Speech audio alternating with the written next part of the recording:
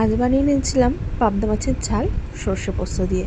প্রথমেই পাবদা মাছগুলোর গায়ে ভালো করে নুন হলুদ মাখিয়ে তারপরে কড়াই গরম হলেই তেল দিয়ে দিলাম পাবদা মাছগুলো। আর পাবদা মাছগুলো এত ফাটছিল, আমি বুঝতে পারিনি যে এগুলো এত ফাটবে।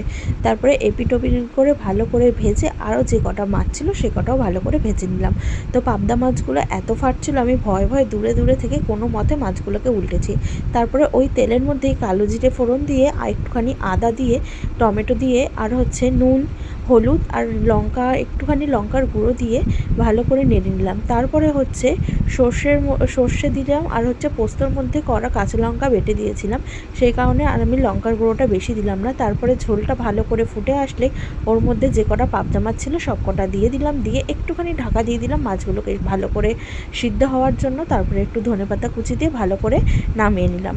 তৈরি হয়ে গেল আমার পাবদা মাছের ঝাল। দেখো তো কেমন হয়েছে।